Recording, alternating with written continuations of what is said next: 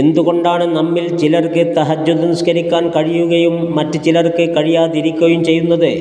ഫുദൈൽ റളിയല്ലാഹു അൻഹു പറയുന്നു, രാത്രി നിസ്കാരത്തിനും പകൽ നോമ്പിനും നിനക്ക് സാധിച്ചില്ലെങ്കിൽ നീ മനസ്സിലാക്കുക, നീ തെറ്റുകൾ ധാരാളം ചെയ്യുന്നതിനാൽ നന്മ തടയപ്പെടുന്ന വ്യക്തിയായിരിക്കുന്നു. നല്ല ആളുകളുമായി സഹവസിച്ചിട്ടുള്ളവർക്ക് ഇത്തരത്തിലുള്ളവരുമായി സഹവസിക്കുക പ്രയാസമായിരിക്കും. ഹസൻ ഇബ്നു സാജിഹിന് ഒരടിമ സ്ത്രീ ഉണ്ടായിരുന്നു. അദ്ദേഹം അവളെ ഒരു കുടുംബത്തിന് വിറ്റു. അർദ്ധരാത്രിയിൽ അവൾ എഴുന്നേറ്റ് വീട്ടുകാരെ നിസ്കാരത്തിന് ക്ഷണിച്ചു. അവർ ചോദിച്ചു, സുബഹിക്ക് സമയമായോ? അപ്പോൾ ഈ പെണ്ണ് തിരിച്ച് ചോദിച്ചു, നിങ്ങൾ നിർബന്ധ നിസ്കാരമല്ലാത്തത് നിർവഹിക്കാറില്ലേ? നിസ്കരിക്കാറില്ലെന്ന് അവർ മറുപടി നൽകി. പിറ്റേ ദിവസം അവൾ ഹസൻ എന്നവരുടെ സമീപത്തേക്ക് മടങ്ങി വന്ന് അദ്ദേഹത്തോട് പറഞ്ഞു, പ്രഭോ, നിർബന്ധ നിസ്കാരമല്ലാത്തത് നിസ്കരിക്കാത്ത ഒരു കുടുംബത്തിനാണോ അവിടുന്ന് എന്നെ വിറ്റത്? എന്നെ മടക്കിയെടുക്കണം. അദ്ദേഹം അവളെ തിരിച്ചെടുത്തു. യഹ്യ ഉലുമുദ്ദീൻ. ഈ പെണ്ണ് ദുനിയാവിൽ അടിമപ്പെണ്ണാണെങ്കിലും അള്ളാഹുവിൻ്റെ അടുക്കൽ ഉന്നത സ്ഥാനമുണ്ട്. അള്ളാഹു പറയുന്നു, എന്നാൽ ഭക്തിയുള്ളവർ സ്വർഗീയ ആരാമങ്ങളിലും അരുവികളിലുമായിരിക്കും. തങ്ങളുടെ രക്ഷിതാവിൻ്റെ അനുഗ്രഹങ്ങൾ അനുഭവിച്ചുകൊണ്ട് അവർ നേരത്തെ സച്ചരിതരായിരുന്നുവല്ലോ. രാത്രിയിൽ കുറച്ചു സമയമേ അവർ ഉറങ്ങാറുണ്ടായിരുന്നുള്ളൂ. അവർ രാത്രിയുടെ അന്ത്യയാമങ്ങളിൽ പാപമോചനത്തിനായി പ്രാർത്ഥിക്കുന്നവരുമായിരുന്നു. ദുനിയാവിലെ വമ്പന്മാരൊക്കെ രാത്രി കിടന്നുറങ്ങുമ്പോൾ ഇവരുടെ ഇബാദത്ത് ശേഖരിക്കുവാൻ അള്ളാഹു പ്രത്യേക സംവിധാനം ഒരുക്കുന്നു. സ്വബീഹത്ത് എന്ന് പേരായ ഒരു കാറ്റിനെ അള്ളാഹു അർശിന് അടിയിൽ സൂക്ഷിച്ചിട്ടുണ്ട്. അത്താഴ സമയത്ത് അടിച്ചു വീശും. പ്രതാപിയായ അള്ളാഹുവിൻ്റെ അടുക്കലേക്ക് ദുആഇനെയും ഇസ്തിഗ്ഫാറിനെയും തേങ്ങി കരച്ചിലുകളെയും അത് എത്തിച്ചു കൊടുക്കും. അങ്ങനെ നമ്മുടെ അമലുകൾ വല്ലതും റബ്ബിൻ്റെ അടുക്കൽ എത്തിയാൽ നമ്മൾ രക്ഷപ്പെട്ടു. നബി സല്ലല്ലാഹു അലൈഹി വസല്ലമ പറയുന്നു, നിശ്ചയം രാത്രിയിൽ ഒരു സമയമുണ്ട്. ആ സമയം ഐഹികവും പാരിത്രികവുമായ ഒരു നന്മയെ ഒരാൾ ചോദിക്കുന്നില്ല. അള്ളാഹു അവന് നൽകിയിട്ടല്ലാതെ ഈ സമയം എല്ലാ രാത്രിയിലുമുണ്ട്. മുൻകഴിഞ്ഞ മഹാന്മാർ രാത്രിയിലെ പ്രത്യേക സമയം പ്രതീക്ഷിച്ച് രാത്രി കിടന്നുറക്കം തന്നെ ഒഴിവാക്കിയിരുന്നു. വഹബ് ബിനു മുനബ്ബഹ് റളിയല്ലാഹു അൻഹു 30 കൊല്ലത്തോളം കിടന്നുറങ്ങിയിട്ടില്ല.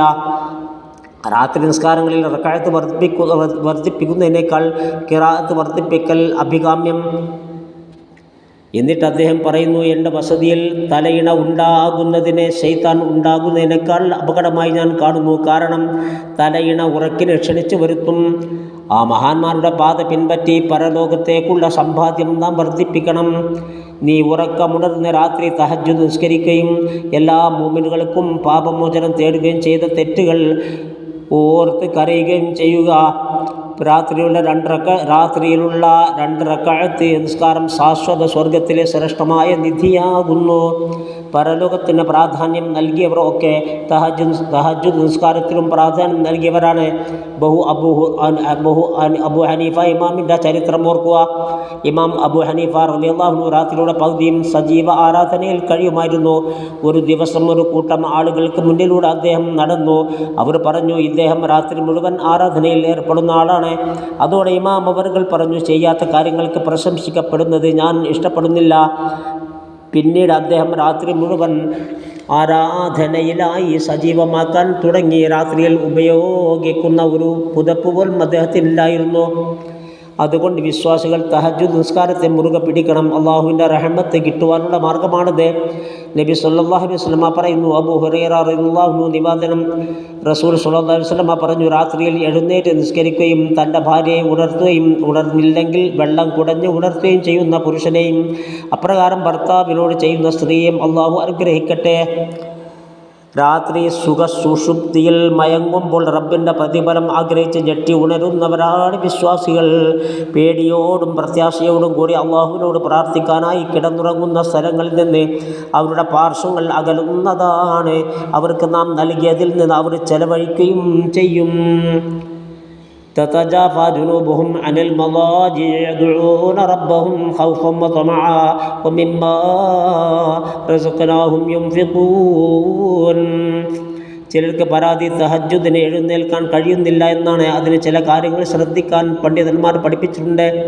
ഇശാന് ശേഷം വുളു പുതുക്കുക. സൂര്യാസ്തമനത്തിന് മുമ്പ് ദിക്റിൽ മുഴുകുക. മഗ്രിബ് ഇശാ നിസ്കാരത്തിനിടയിലുള്ള സമയം ഇബാദത്തിൽ ഉപയോഗിക്കുക. ഈ ഇബാദത്തുകൾക്ക് ശേഷം സംസാരം ഉപേക്ഷിക്കുക. കിടക്കുമ്പോൾ സൂറത്തുൽ കഹ്ഫിലെ അവസാനത്തെ 2 സൂക്തം പാരായണം ചെയ്യുക.